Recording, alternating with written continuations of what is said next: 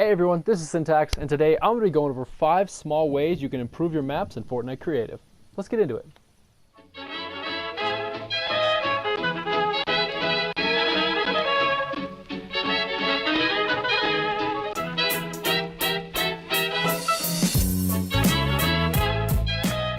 For our first example, we're going to be looking at resizing your furniture. So I took the normal desk from the office prop gallery, and I took a normal sized chair, and it looks okay, but in my opinion it would look better if the chair was just a little bit less wide. So what I did was I shrunk it down, I shrunk the width of it so I could tuck it into the desk, and it just makes it look so much better. I mean, there's nothing running into each other, and it's a tucked in chair. It makes much more sense than this chair. Sticking on the topic of chairs, this is the normal size chair from the prop gallery, from the Shark prop gallery, and I thought that looks way too small to sit in actually, so I grew it a little bit and it actually looks like the chair can be sat in. Same thing over here. I have a couches set up here, and the carpet goes way outside the dimension of the couches. So I shrunk down the carpet, and now that it's inside the dimension of the couches, it actually makes sense. It looks like the carpet belongs there. It's supposed to be in front of those couches. It is made to fit in front of those couches.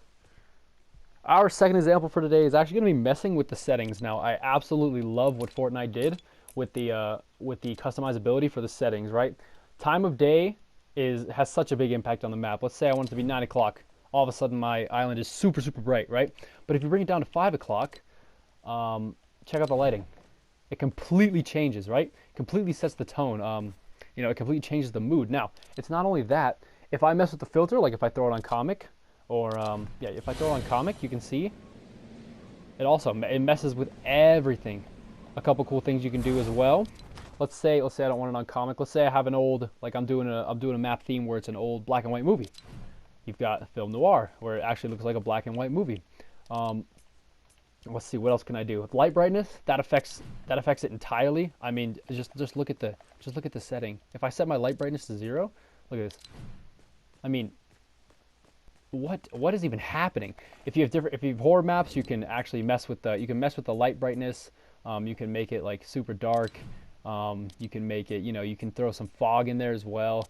There's so much customizability. Like you can even just, let's just say I'll throw a random time, random filter, light brightness, light color. You could just, like if you just mess around with the settings, like look at some of the stuff you can create. It's just messing around with the settings is going to do so much for your island. If you're trying to go for a certain feel, if you're making a horror map, you're making an adventure map, it will impact. Like look.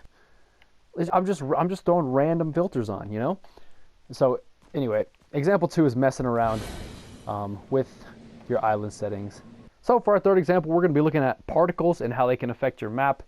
Here I have this little nature setup. It's not really that detailed. You obviously want to have more detail in your setups, but here I have the exact same nature setup except there's butterflies. And the butterflies are obviously a very small touch, but you'd be surprised how much value it adds to your map, And there's so many possibilities. This is just one example there, but there's so many possibilities with particle effects. If you have a lava theme map, you can use lava splatter particles. If you have a horror map, you can get some fog in there. There's just so many possibilities with particles.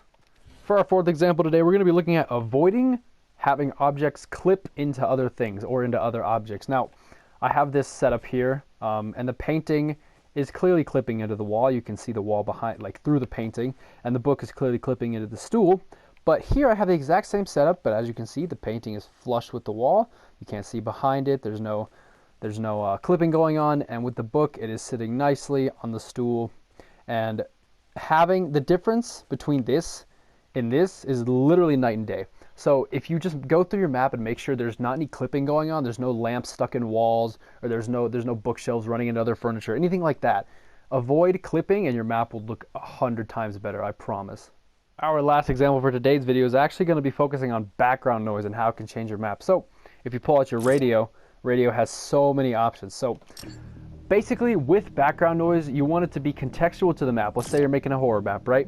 You can have the haunted hotel. You can have it playing real light-like. Let me throw it on very small. Right, you can have this playing in the background. Let's say you just want some typical background noise, right? I actually love the crickets. It's got like roosters in the back. I'll shut it for a sec.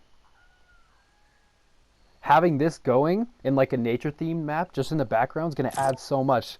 You can have fires. I know most of the fire already has a sound, but you can have you can have different fire sounds, multiple fire sounds going on. The wind sounds are really good.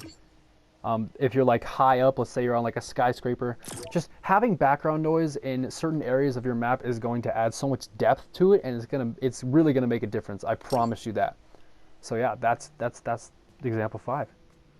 So there you have it. 5 small ways you can improve your maps in Fortnite Creative. Yeah, I hope this helped you out. If you are a creator out there looking to make your maps just that much better. And yeah, this has been Syntax. Later.